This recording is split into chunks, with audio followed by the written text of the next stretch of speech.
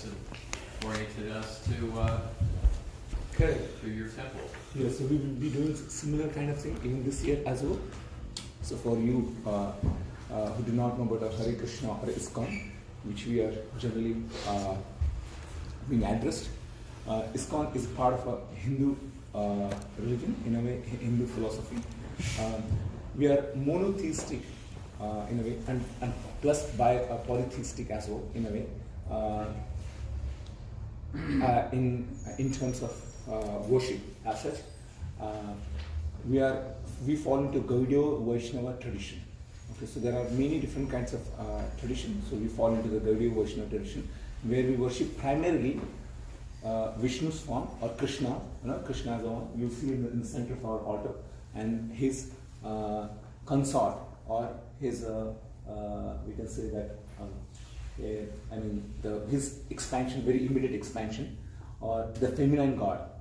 Okay, that Srimati Radharani. So Krishna is a masculine god, and Srimati Radharani is a feminine god. So this is what as a primarily we worship, and his different incarnations, or his different appearances at different times in different parts of the different parts of the world, and different millenniums as well. Primarily, what we do is we teach the well-being. What does religion? Religion generally speaks about how to live a human life in a most perfect way, and how you can uplift your consciousness and live happily in your life. This is what is our focus, and so does our teachings are. Our teachings are primarily derived from a book called Bhagavad Gita.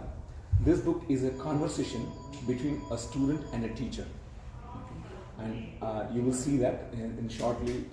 Our today's speaker will enlighten us on that, and also some other teachings where we derive from and what we practice it. Those teachings are nothing but they are eternal truths. If you talk. So when eternal truth means just like sun rises in the east or sun sets in the west. Okay, so these are the eternal truths. So these are applicable for every living being, no matter what nationality or what religion one belongs to. So these are applicable to everyone. So that is why you will see that many people from different walks of life, different tradition, different races, different nationality, different color, different religion, they come and practice under one roof, the Krishna consciousness, or the Gaudiya Vaishnava tradition, or what we practice here. In short, let me explain to you what exactly our ISKCON, this particular organization, has contributed to. I'm going to give it to you, hand over this particular magazine, but I would like to brief you about what all we did. ISKCON has formed in 1965, in the year 1965, in New York, by the founder Acharya, who's his statue, his deity form is at the back. He came in year 1965 and he formed in New York. Since then, up to this point of time, we have so many different centers, around 650 centers in all 6 continents, all over the world. And we have around 95,000 people who are practicing, dedicated in this tradition. And apart from that, we have so many books, since we practice some teachings from different books. So we have Bhagavad Gita, one of the books. Apart from Bhagavad Gita, we have Vedas, some of the Vedas. Like from the Vedas, we have Srimad Bhagavad Purana, okay, and other texts. So all those books we have distributed to so many people all around the world. Around 516 million books have been distributed till this point of time. And we have around 3,600 different centers. Those centers are community centers, okay, all over the world. And we have around 110 cuisines or vegetarian restaurants all over the world. And we have 65 farm communities. So we believe in what we teach, we practice that. So in farm community we teach like simple living and high thinking. So we have a couple of farm community. We have I believe around 6 to 7 farm communities here in the United States. This weekend we are visiting one of them on Friday, Saturday, Sunday. So we have 65 all around the world, and we have 3 billion meals, sanctified vegetarian food, which we distribute free to all around the globe, including the kids, especially the kids in the deprived countries, in India and other underdeveloped countries. We also have 6,000 different Krishna festivals, which we celebrate every year and in all around the world. And we have 212 and 992 patients, which we have treated them through our hospitals. We have many caregiving hospitals or hospice cares all around the world. And we have around 1.2 million food which is being served especially to the kids in the underdeveloped countries. So this is in short our organization, what it has achieved. Generally, when we talk about religion, we think that okay, it's only one aspect. Okay, it's faith, blind faith, or believe in only God. But it has to come. It has to be tied up with the human values or the caring for the society. If you love God, okay, you love all His children. That's the practice what we do. Just like in Bible, it is said that love the God with all their heart, with all their soul, and also the very next principle which has been said that love thy neighbor. So we also believe in the same teachings that okay, we love each and every species, living entity, as a part and parcel of the God. So that's in short about what we do, what we practice. So I would like to request our special guest. He's from India. He has studied Masters in Technology in one of the most prestigious universities, IIT Bombay, Mumbai. So if you know that, if you Google, you will see that IIT is one of the most ranked, it's a highly ranked institute in the world. So he has studied in MTech. But later on, he worked for a few years, but his heart was yearning for the teachings of this Gita. He got attracted to this, and he wanted to dedicate his life to spread the teachings, the gospel of the Bhagavad Gita, the God's teachings. And then now he is a full-time monk. He goes all around the world, especially he was based in India. He spreads the teachings of the Gita especially to the youths of modern age, and he would like to share what he has received to all other people with open heart, without any force and no proselytization. Also with give them an opportunity to understand, assimilate, and if they feel encouraged, they can practice this. So one of the very important principles of our teachings is that we teach that how to be a perfect human being, how to be a perfect student, how to be a perfect father, how to be a perfect sibling, how to be a perfect teacher, how to be a perfect a professional, more importantly, how to be a perfect a human being. That's the teachings what we teach. So in the modern day and age, if you see that what is plagued our society is actually the hatred, the violence. So, and that division has created so much chaos in the world. So through these teachings, what we are trying to do is that, okay, be wherever you are, be whatever you may be, okay. Practice the teachings of the Gita and be a thorough gentleman, a thorough gentlewoman. So I request His Grace Radheshyam Prabhu, his name is Radheshyam Prabhu, to address us and share us some of the wisdoms what our founder Acharya has shared with the millions of the people. Thank you. Once again, I would like to welcome all of you on this Thursday noontime to our temple. Please give a round of applause to all these things. And we also would like to thank Dr. David Nelson and also Katie, I believe. Kimberly, for bringing all the students together. Thank you once again. We appreciate your visit to us. Now over to our teacher, Radheshyam Prabhu.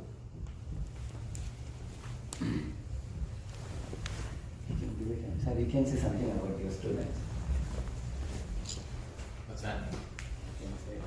You can say something about the students. Oh, so these are students from Massachusetts College of Art and Design, so they're in various disciplines in the art and design world, everything from painting to industrial design, fashion design, those kinds of things, and all kinds of things in between.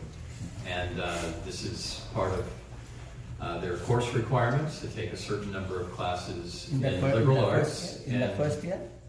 Is it in the first year? No, these are actually many seniors here, right?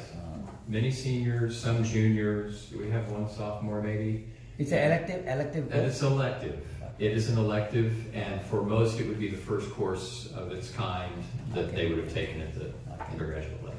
Yes, sir. Thank you.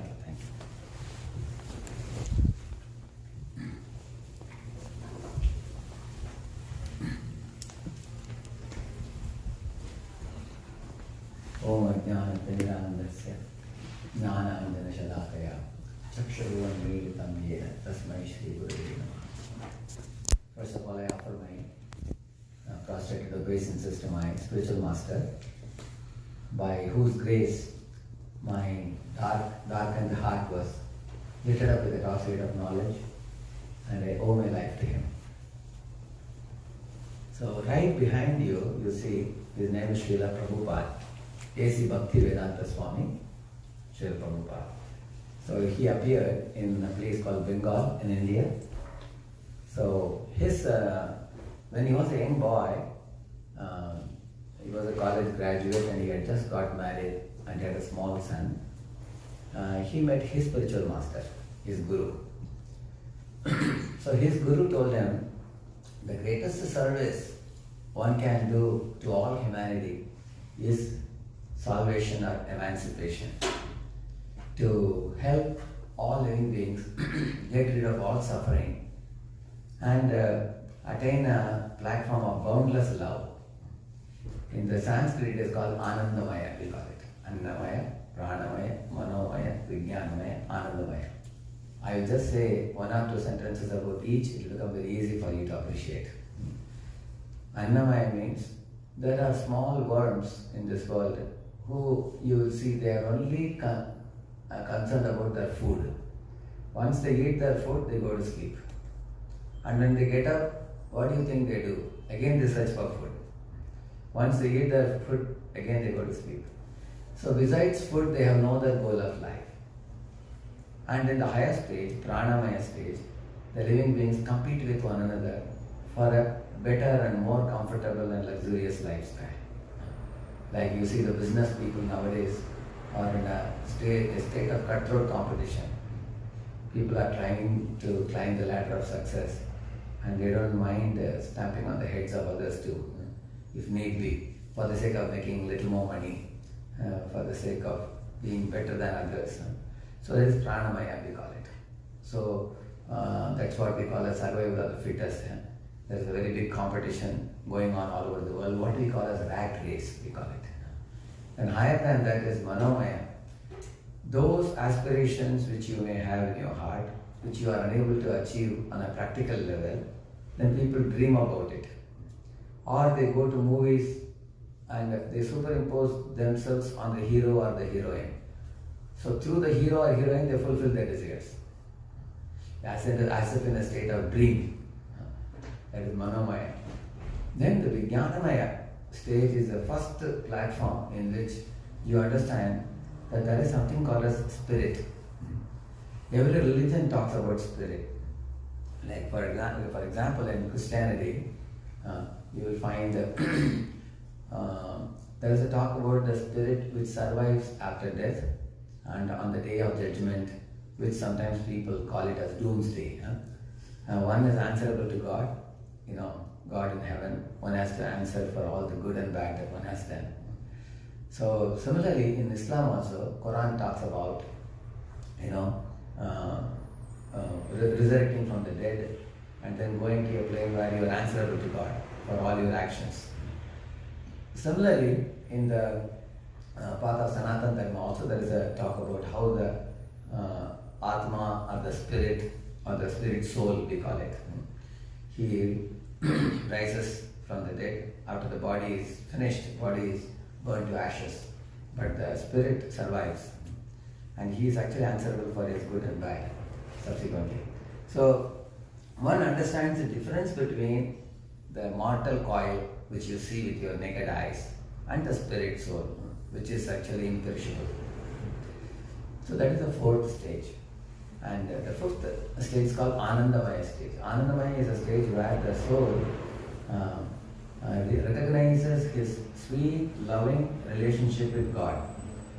And that relationship actually is what gives him the real juice to go on remaining happy forever, for all time. So every religion talks about love of God. For example, in John 3:16, it is said, "For God so loved the world that he gave his only begotten Son, that whomsoever may love him shouldn't perish but should have eternal life." So there is a talk about eternal life there. And there is also life in heaven. Life in heaven is not eternal, but the life with God is eternal. So what you heard as Christ, Christ is the Father, Jesus is the Son. And he is actually a very special Son. He comes in this world to be a Messiah and to teach about love of God. As you all may know, when Jesus was about 25 or 30 years old, he actually propagated love of God, which is actually a pure religion, or I would say the purest religion, to talk about love for God. But there are also others who make the church, the bishop, the pope, the abbot, and different designations you talk about. Those are post holders, and that is called the organized religion. So there is organized religion, and there is pure love of God propagated by a Messiah. You would see a Messiah is charismatic, he attracts millions of followers and leads them towards God, and he transcends the rituals and rites. Many times his principles are very simple and straightforward. On the other hand, you find the organized religion, and nowadays has become a great aversion for the modern day educated people nowadays. One of the reasons being the temple or the church loses its spirit and only has the empty shell of organization, which has been the problem all across the globe. So therefore, the Anandamaya stage teaches directly about pure love of God. You don't need any qualification except a sincere heart, except a pure heart. One little story will easily make you appreciate this point. Once when Jesus was talking to his disciples, he told them a little story. He said a proud Pharisee and a poor publican, they both entered a church. The poor publican was very hesitant, so he stood in the rear end of the church. And the proud Pharisee, he went in front of God and told God, "Oh God, I have given you 1,000 gold coins, and no one has donated you as much as I have done to you. And I am not like that." Then he showed the hand to the poor publican behind and said, "I am not like that fellow who just gives 1 coin. I have given you 1,000 coins. So in this way, the proud Pharisee went on and on, demonstrating a speech, directed by himself, enacted by himself in front of God very proudly. And then he walked out of the church with his nose raised like an anti-aircraft gun. And then when he walked out, Jesus made a point to his people. He said that although 2 people offered a prayer to God, God only heard 1 prayer, he said. And whose prayer did God hear? The poor publican who was standing in the rear end of the church. He said, actually, "Oh God, I am very unqualified, I am a sinner, please forgive me. I feel ashamed to even come in front of you." So he struck himself on his breast and he bowed his head lowly and he offered a prayer to God, and that prayer was heard by him. So this story tells you about the right attitude we need in approaching the Lord, whatever religion you may belong to. You may belong to Islam or Christianity or Hinduism or Sikhism or Jainism or whatever ism. Religion, all these religions actually have oftentimes divided the world because of denominations, designations, and certain rites, rituals and everything. And they have even caused tremendous bad reputation, especially amongst educated people, because people talk about the bad things that happened in religion as witchcraft, or as people misuse of religion. People talk ill about it. But the essence of religion is always sublime, pure, and untainted by anything, any blemishes, completely. So, Srila Prabhupada, whom you see behind, he came to this country only to teach that love of God. The same thing what Jesus actually wanted to propagate in his times.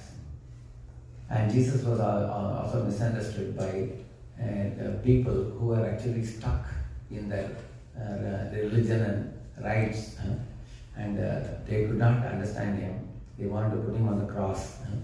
In the same manner, the people who are followers of love of God are often misunderstood by the common people.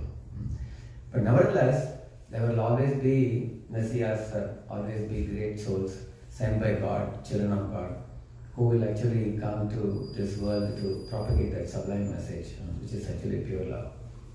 Now, prior to pure love, there are three other stages: fear, desire, duty, and love. There are four platforms of religion. First one, let us take about fear. Religion that is motivated by fear is simply useless, because fear alone cannot be a very great motivator. For a short time, fear can be a motivator. Say, for example, there are some religious people who cover their body fully, top to bottom. They cover with a cloth, and the women are given a lot of respect. And if any man abuses a woman or misuses a woman, he'll be brought to the middle of the street and stoned to death practically. There are some religions like that. They are very strict. On the other hand, the men in their countries, what do you think they do? They leave their country and go to the neighborhood country and do adultery. They have illicit connections and everything, and they come back. Although there is a rule put here in their country, that rule doesn't make those people religious. Rather, they went out their passions in the neighborhood country and come. Therefore, religion motivated by fear wouldn't do. Sometimes, certain people you will find in the West here also, people hold up both repent or burn. Actually, we cannot attract the modern day youths with the slogan of repent or burn. By threat and by instilling fear, we cannot motivate people to become serious about going back to God. Actually, it has to be, religion is actually a voluntary choice of the children of God to turn to God and fall in love with Him and serve Him with their hearts and with their souls. So, that is also, in this way, some people propagate the preachings about religion by threatening their children that if you don't worship God, God will punish you in hell or something like that. So that is the lowest religion. Maybe higher than that is desire. Desire is, in every religion you will find there is a class of people who will go to God considering God to be an order supplier. Maybe this is like a baby level, we can say. Like when we were in convent in our school days, we used to recite that song. Every morning we used to recite, "O Lord, hallowed be thy name, give us our daily bread," isn't it? So we ask for bread from God, though suddenly it is superior to atheism. Because atheistic people think everything has come by chance and everything is meant for their enjoyment. Whereas going to God and extending your arms and begging for the bread is certainly superior. But it is not as superior as seeking love from God or loving God. Therefore, the second level is desire. Even in Hinduism, you will find people in India go to various devatas and ask for different benedictions. They go to the sun and ask for good health. They go to Lord Shiva and ask for good wife. They go to Parvati, Shiva's consort, and ask for a good husband. They go to Ganesha and ask for freedom from all obstacles in their life. They ask different things from different gods. So that type of asking God to give us something is not considered that great religion. It's a religion based on desire. Imagine I come to one of you and I tell you that you look very cute, your dress is very nice, you look very nice. And then I ask you, can you please give me $1,000? I have some expenditure. And then next time I come and praise you, you are going to ask me, what do you want this time? You will not like a person who comes to flatter you to ask for something, take it and go back. Therefore, the platform of the desire is also not a great But most people all across the globe visit the churches, visit the temples, visit the mosques, mostly to bow down to God and ask Him for what they want. In India, there is a place called Tirupati, where there is a very famous form of God called Balaji in South India, very famous one. So people come there and openly they tell Him, "Oh Lord, if you give me 5 lakh rupees, I will give you 1 lakh. They make a contract with Him. They do like that. So in this way, this platform of desire is not a very great platform. Higher than that is platform of duty. Look at the world around you. The sun is rising in the morning, sun is setting in the evening, moon is rising, seasons are changing, flowers are blooming, trees are laden with fruits, rivers are full of water, the ocean is full of pearls, mountains are full of gold, silver, diamond and such kind of amazing minerals. Isn't it? Even all the industries in this world, you using manganese, sulfur, silicon and all that, they're all taking things from the nature. And that nature is actually a creation of God. The Lord Himself says that any religion you take, like Jesus says, God said that there be light, there was light. Lord said that there be earth, there was earth. Similarly, in Bhagavad Gita, Lord Krishna says, Aham sarvasya prabhavo bhakta sarvam pravartate. He says that everything has, all this nature has come from me and is maintained by me, he says. So, in this way, this creation in which Lord is providing all these things, we are not controlling anything. Are we controlling the sun and moon? Are we controlling the change of seasons? Are we creating the gold and silver? So if you look at the world around us, we will see the very basic necessities of life which we all need every moment, like the air, or every day, like the drinking potable water and the grains that we eat. Not a grain can be created by any scientist. Is there any scientist who has created one grain for you to eat? So this grain, not even a drop of blood can be created by any scientist. Otherwise, why are they asking you for blood donation camps? They take blood donation from living bodies because they can't create it. So we have to recognize the fact that we are drawing so many resources from God. There's a saying in English, God gives and forgives. We get and forget. That's the problem. Therefore, people on the platform of duty, they recognize this fact and they feel, oh, God is like a loving Father. Without even my asking, He has provided me for everything. Even to an atheist, He is providing everything. Because even if a child is naughty, parents don't deprive a child of food and clothing and water. Any parent. Similarly, the Lord also is all-loving Father. He is providing everything, even for His atheistic children also. So we feel a very strong sense of duty towards Him. That's the third platform. And the fourth platform is love, which is the highest platform. Where, for example, in Bible, you might have read the Matthews. In the Matthew section, he wrote a poem where he said, I am like a bride and Lord is like a bridegroom. In that mood of a lover, of a beloved for the lover, he wrote a poem actually. In the same mood, Lord Chaitanya Mahaprabhu in our land, in which Lord Srila Prabhupada also comes in the same line. So he taught that the highest love for God is exhibited by the residents of a place called Vrindavan in India, by the gopis of Vrindavan, who are the purest devotees. Their love for God is considered the topmost in all of creation. So, in this way, when a devotee considers, I am servant and Lord is master, and I simply love Him, I want to serve Him, I know their aspiration.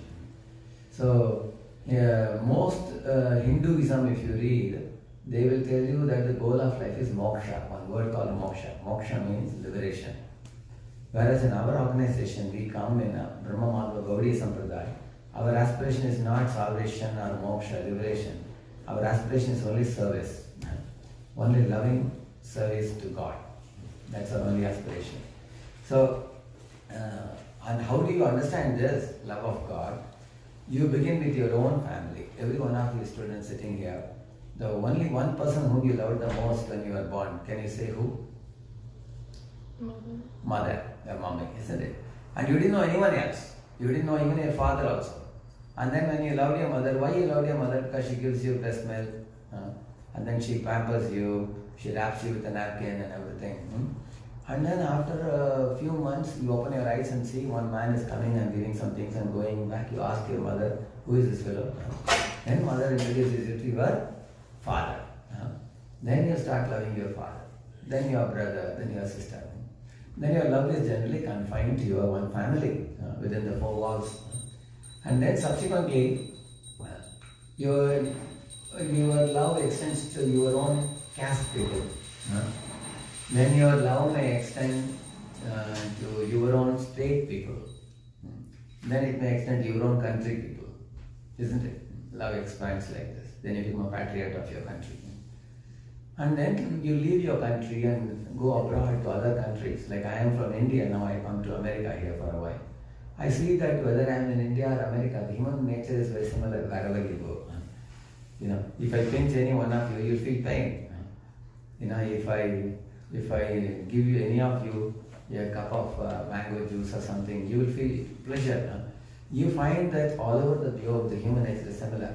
So then your love not only remains with your own country people, you expand your love for all the people of the world. It's called love agape, we call it. Love for all living beings. So you expand it. But then that love is also not considered complete love. It is considered incomplete. Why? Because you may love human beings, but you kill animals. You may kill, like one fellow, he cut his finger while cutting the nails. And it severely pained him. Immediately put a bandage, he screamed. And next day, he took a cock in his hand. I took a knife and he was cutting the neck of the cock. The cock was making sound.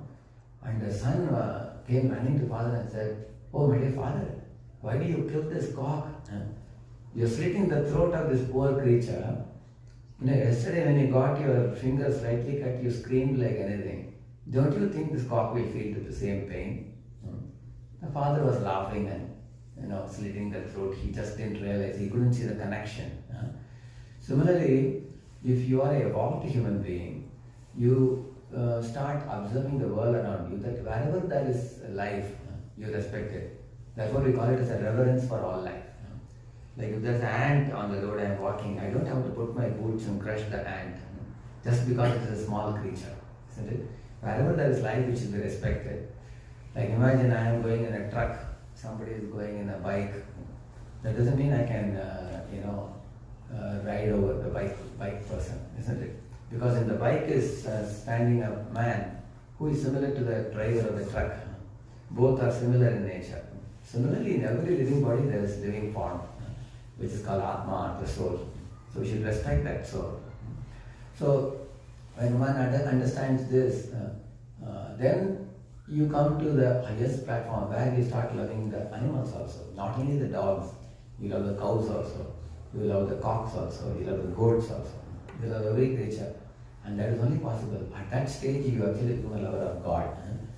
Because you see, everybody has God's child.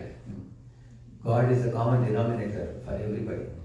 At that time you cannot have hatred for anybody. Like nowadays you see science takes us to a great height in terms of education. Say I can become a doctorate, I can become a postdoctorate fellowship I can get. But after that you will see every country commissions the students of doctorate to produce a bomb and throw it in the neighborhood country. And the neighborhood country does the same thing. They create another bomb and throw it here. So in this way you only remain violent even after acquiring a postdoctoral fellowship. Whereas the true religion is supposed to teach you love of God and love for all. When you love God with your heart, you naturally will love all. You have no enmity with anybody. With all creatures, you see everybody as a brother and sister. So when you come to that platform of loving all creatures, you become the most harmless species in the entire creation. And that is actually the right position to which all of us have to evolve to in our lives. So I told you about fear, desire, duty, and love. The love is the highest platform. And all the religions teach about it, but then often that teaching is forgotten by the people. And every other smaller things are easily remembered by the people. There are people in India who say, you are only God. everyone can become God. And there are also other yogis who want to acquire some powers to walk on water, fly on sky, do such kinds of miracles and show off to people. So there are primarily 3 contaminations in our heart which the pure religion will cure, which we are practicing. The 3 contaminations are proprietorship, controllership and enjoyership mentalities. In this world you will find even a rat makes a small hole and then brings his friends and shows, this is my house. Actually he has made a hole in somebody's house and he says, this is my house. Similarly, a man purchases a house in his name, he has a paper in his name and he thinks this is my house. And that house will be gone after some time because he will be dead and gone. Similarly, you will find that everybody in this world wants to possess things and possess people. That's the first thing. First you want to possess and then we want to control, boss over, and which in English we call it lord over, we call it, lording over. And then when we lord over people and things, we feel happiness, enjoyment. For example, Alexander was not satisfied in Greece. He moved out of Greece all over the world, occupying various lands. That means he wanted to possess more and more. Do you agree? He wanted to possess more and more. After possessing, what he wanted? He wanted control. What do you think Hitler wanted? Hitler thought that the Jews are a great enemy to him and the entire race of Jews has to be wiped out. That was his conviction. See, 10 million Jews he put them in gas chambers and killed. Such a cruel act, you can see that. Because people in this world, making allies and enemies, they torture those whom they consider as enemies.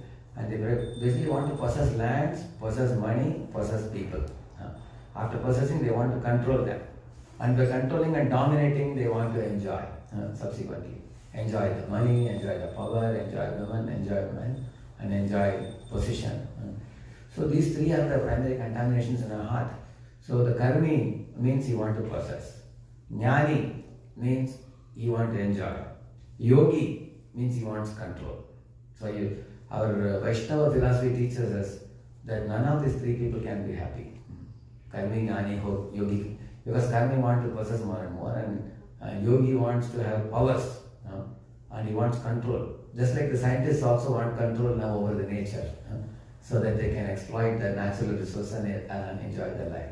So proprietorship, controllership, enjoyership. In our path we are taught, don't try to enjoy the world, don't renounce the world, but use everything in this world in God's service. That is Vaishnava philosophy. For example, we used to sing a song, our small children in our school.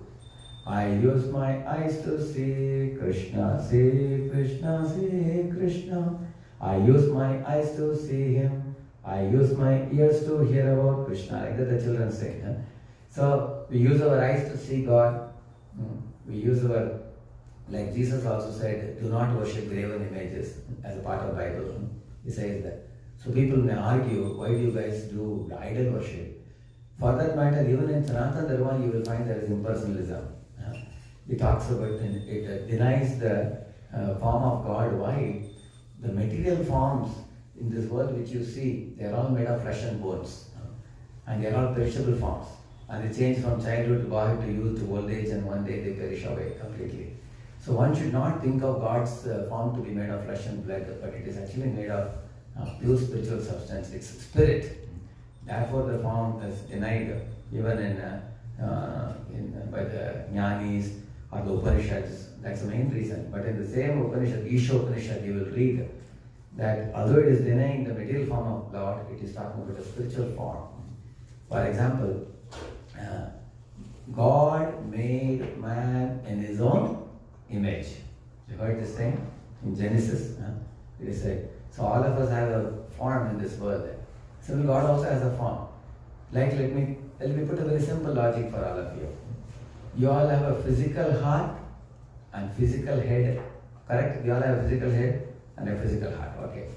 Figuratively, a person with a heart means a very sensitive person, a very lovable person, endearing person, kind, considerate,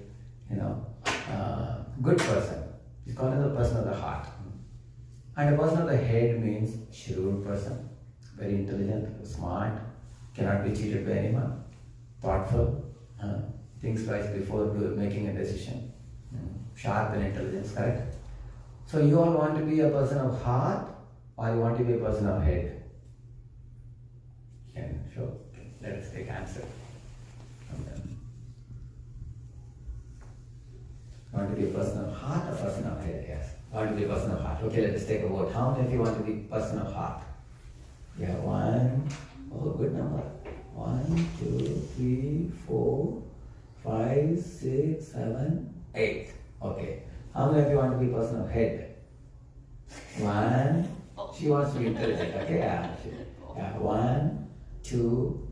Okay, 2. Okay. How many of you want to be a balance of both? Okay, we have 1, 2, 3, 4, 5, 6, 7, 8, 9, 10. Okay. That's the answer actually. The answer is we need a balance of both. Why? If you are only a person of heart, people will call you sentimental. People will consider you gullible. In this world you can be cheated because sometimes you are emotionally driven and cheated, deluded by people. And if you are a person of the head, people will call you heartless. People will say you are hard-hearted, they will say, isn't it? Now look at the nature around you, like William Wordsworth wrote a poem. Millions of daffodils I saw, millions of daffodils. In one of his poems he wrote. So when you look at the nature around you, don't you admire the beautiful flowers? You see the rose and the lily and the lotus. Don't you admire the Niagara waterfalls? Don't you admire the Grand Canyon? Don't you admire the beautiful rainbow? So these are all existing to tell us that God is a person of heart. He's a person of beauty. He's a person of aesthetic appeal. On the other hand, God is also a person with a head. How do you know that? I'll just show you one video. You will get an idea.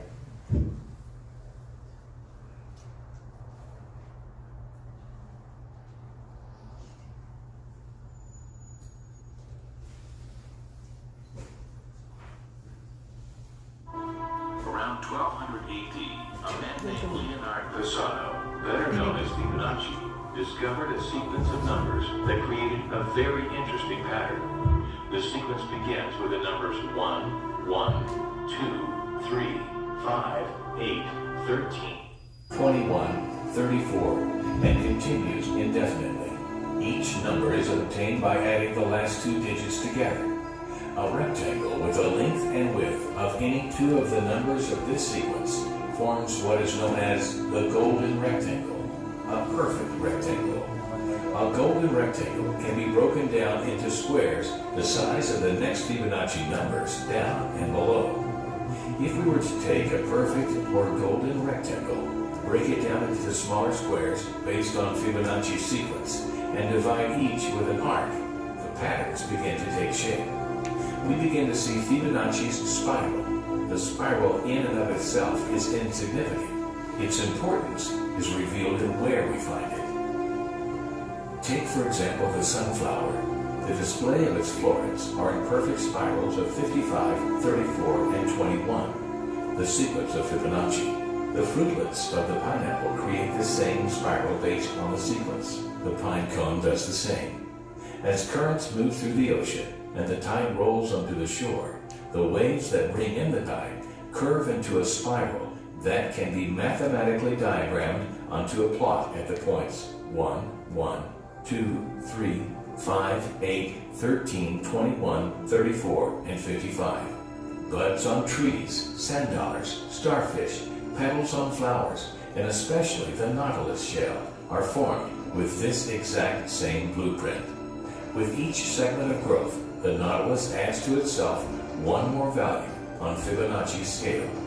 This blueprint can be seen around us on a small scale every day, but the greatest example of all is directly above our heads. At an average of 100,000 light years across, even the spiral of the galaxies above us are formed with the exact design that the tiny shell is formed. This sequence or blueprint appears to be the trademark of a designer, a proof of a creator, something left behind indicating the one who was there, a fingerprint. As we scan our universe from the tiny flower through the awe-inspiring galaxy, we see the fingerprint of God. So, you can see whether it be a sunflower, whether it be a seashell, whether it be ocean wave, whether it be a pineapple, all of them are following the same Fibonacci sequence. So which means you can see this is God's intelligence. This is not true. So he calls it as God's signature in the creation. So that means God has a head, God has a heart. So who is the fellow in this world who has a head and heart but who is not a person? If you have a head and heart, naturally you are a person. So God is a person. So in Bible, in Quran, in Bhagavad Gita, all of them actually talk of a Supreme Father and we all being His children. And awakening of the love for that Father is the ultimate goal of life. And in the Gaudiya Vaishnava Sampradaya, we are taught how you can become a friend of God, how you can become a lover of God, how you can become a parent of God. There are 5 different relationships in which you can actually relate with God in a very intimate way. So we have a meditation practice by which we chant the Maha Mantra in this, in the beats, Hare Krishna, Krishna Krishna, Hare Hare, Hare Rama, Rama Rama, Hare Hare. Every morning we rise at 3 o'clock and then we take a bath and we come at 4:30 to the temple hall here and we have a Mangalarati, many songs we sing, hymns we sing. After that we chant on this beat for a couple of hours every day, and that is a very intense practice which takes us inward, cleanses our heart, and just like if you have a mirror covered with dust, if you take a wet cloth and you wipe it, then you can see your face clearly. Similarly, the more we chant, you have heard about Franciscan friars or Benedictine monks, Seventh-day Adventists, all of them actually have a meditation practice, chanting practice. They chant on rosaries. There is something called ceaseless prayer, they call it. Ceaseless prayer is actually non-stop prayer. If you chant for 2 hours in the morning, in the background of your mind, always this Maha Mantra, Hare Krishna Mantra will be going on. So with that spiritual absorption, it is possible for us to get clarity of vision, clarity of thought, clarity of speech, clarity of action. And then we study the scriptures, and with blessing of God, the scriptures become revealed knowledge eventually. So I thank every one of you, and especially your professor for bringing all of it here, offering an opportunity. We have Swamiji Prabhupada has written more than 100 books, and his masterpiece work, however, is the Bhagavad Gita and the Srimad Bhagavata. These two, Bhagavatam is a 18,000 shlokas. He published 18-volume edition, so that is available in our library here. You are most welcome. You all are residents of Boston, is it? You live here. So thank you very much. Thank you. We need to dig in about actually, 15 we can take some minutes. questions. Yeah, could we do some questions? Yeah, exactly. So Yeah. I want to stop it. So now anyone and everyone What questions do can you have? quickly ask a question. And just to brief you what is going to happen after that. After the question answer session at 12 o'clock sharp, the curtains are going to open and there will be a worship. So you can watch worship then. Okay, for half hour we'll sing. You see that the whole worship, how the worship will happens here. And then after that we'll offer food to all of you.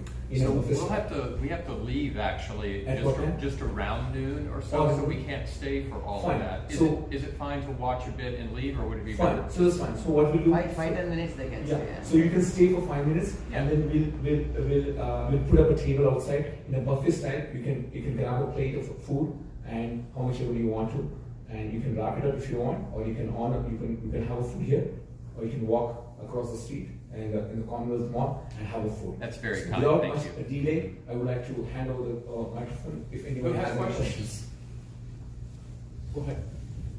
Are there any holidays that you celebrate? Holy days? Yeah. We have every month there is one prominent festival. Every month, and that's a big festival. Every month we have thousands of people coming for that. In the yearly we have 4 very prominent festivals yearly. Like Krishna Janmashtami, we call it, comes in August or so. August, September it comes. In March we have one Gaur Purnima, Ram Navami in April, and Diwali in November. So these are all very prominent festivals. Other than that, every month we have one festival at least. And every Sunday we have a Sunday love feast, we call it. where gathering is like bigger than the weekdays. Sunday is a holiday also, so a lot of people come. Sunday program, we have a lecture and bhajans, kirtans, and sanctified food offered for all. Other days we go out, we reach out the spiritual literature to people. Spiritual literature. We actually do something called Harinam Sankirtan, we call it. Sankirtan means we go out in the streets dancing and singing and with instruments. We do that and then we put a table where we distribute the spiritual literature. That's something we do in the evenings we do. We also hold our home programs. I also go to these universities like Massachusetts, MIT and Northeastern University and Boston University. So we do programs for the students, we do. Students, corporate seminars also we do. Like 12 tips to convert stress into smile. I have a corporate, and similarly art of smart work. Similarly thinking win-win. This kind of topics we do. Actually we do for various type of audience. For children, for school children, college students and corporate circle people and household people also. All types of programs. Evenings mainly we spend like that. Thank you. Yeah, so in short, we celebrate all the appearance day of God, as you said, different kinds of appearances, including the Thanksgiving and also Jesus Christ, like Christmas as well. If anybody is interested, please join us on the Thanksgiving feast here. We have a wonderful feast. Any other question? Anybody would like to ask? Go ahead. Can you pass on the mic? In the Krishna consciousness, is there any theory about the afterlife?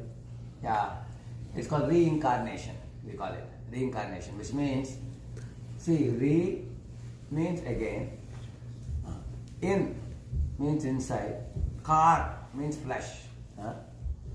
So reincarnate means again the spirit comes back into flesh. It means he takes one more body.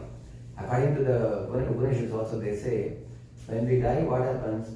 The real you is the Atma. Just like you are all wearing a particular dress today. Tomorrow you will wear another dress. And you change your dress every day. Like that the soul also changes the bodies. Like when you were a small kid, you had a tricycle. Then when you grew up, you got a bicycle. Then you left it and you got a bike. And then a car. So you're changing the vehicles, but the person is same. Like that the spirit is same, but he changes the bodies. Sometimes in a human body, sometimes in an aquatic body, sometimes in an animal body, sometimes in a bird's body. The bodies are changing, but the driver is the same.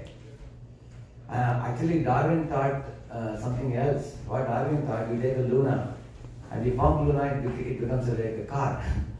And then you put two wings for the car, it starts flying like a plane. So he thought the bodies are changing. Actually, the soul moves from one vehicle to another.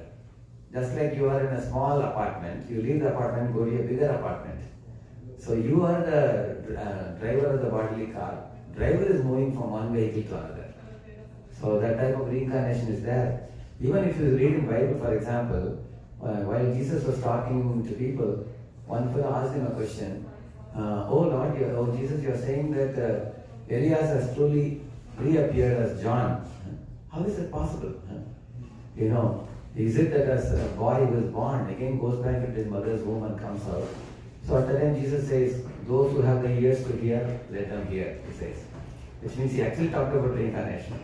You will see about Constantinople, his wife had certain paramours.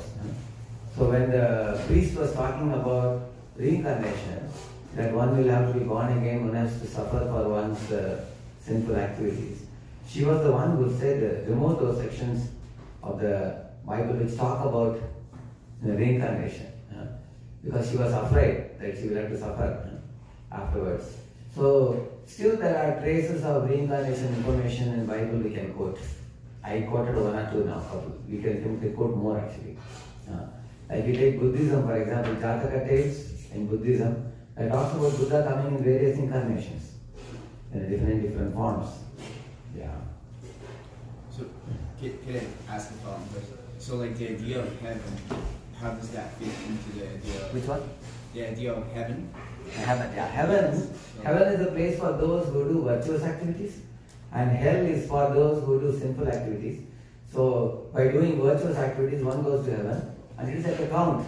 When the count gets over 5, 4, 3, 2, 1, 0, then I come back again. Again, if I do virtue, I go back, go to heaven, enjoy my results of virtuous activities, and I come back. So the material virtue and material sin takes you to heaven and hell, which is all both within this world only. Whereas kingdom of God is way beyond, far away. And those who go to kingdom of God never come back. And that promise is given in Bhagavad Gita. Yat gatva nanivartante tad dhama paramam mama, he says. Once you go there to kingdom of God and meet him face to face, you never come to this world. Whereas heaven and hell are within this universe only. And also Lord Krishna says, just the sarveshu bhuteshu nashyatsu na vinashyati. When all this material world will be dissolved at the time of cataclysm, that universe, that spiritual sky is never destroyed. He says. That's the imperishable world. So that is actually called kingdom of God, as we call kingdom of God. So the ultimate place from where we have come down is actually kingdom of God. You know, Milton talks about paradise lost and paradise gained. He's talking about kingdom of God. You know the prodigal son story, no? Prodigal had 2 sons. So the younger son got spoiled because of bad association. And then he took a share of the father, his own share of the father, and went away with his friends and squandered all the wealth. At last he became a pauper in the street, you know. Then he worked for a landlord. The landlord had 100 pigs, you know. So whatever he was feeding the pigs, low quality wheat flour, he was also told to eat the same thing. And that's why he was living his lifestyle. And then one day he cried tears thinking that I may go back to my father, not as a son, at least as a servant in his fields. He will take better care of me. So he goes back to his father, and all the villagers go and tell the father. The father comes in a bullock cart, picks up the son, embraces him with tears of love, takes him back, and the son is asking the father, how is it that I took my share of money and went away, still you love me so much? Father said, you are after all my son. You know, that relationship is never lost. So that story talks the same thing, that we have left our lovable father and come here, and we are wandering in this world, suffering in various ways. And then we have to actually approach God, you know, chant His names, study the scriptures that He has given us, enlighten ourselves, purify our heart. And then when we come to the purest stage, then we return back home, back to God, once and for all. And after we go there is a lot of description given what happens there in relation to God. The Srimad Bhagavatam gives an elaborate description about what is the quality of the living beings in that platform. And another great science. Another time when you all come, I'll talk about it. Yeah. Any other question?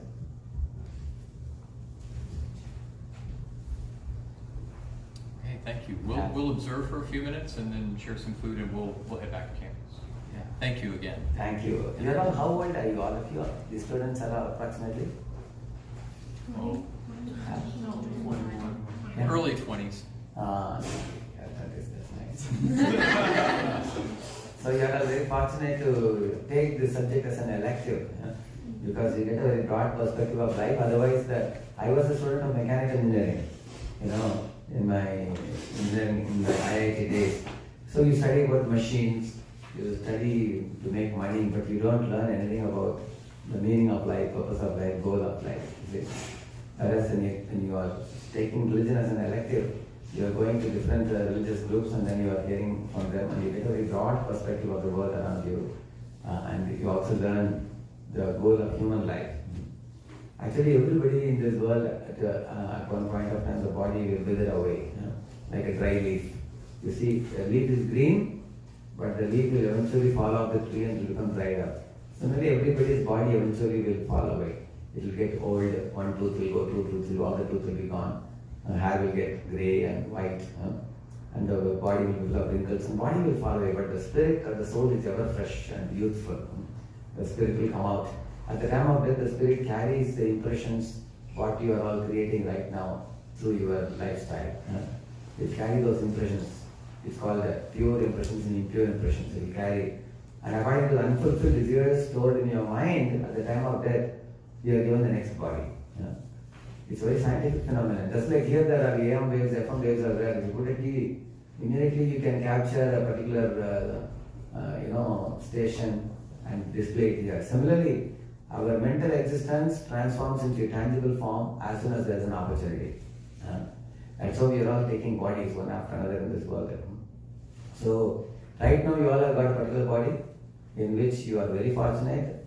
Your professors have brought you here, and you are getting opportunity to learn about God in this particular relative, and you have a chance to make your life perfect.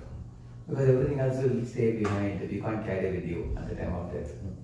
Your bank balance remains behind, laptop remains behind, your house and relatives, friends, everything. Just like when you make a sandcastle in the ocean, you can't carry the sandcastle with you. You have to dust your hand when mom calls you, dust your hand and go away with mom and father, isn't it? Similarly, we have to leave behind the things of this world. But one thing will surely go with you is your wisdom about God and the services you have done to God and humanity. That will go with you. Thank you very much.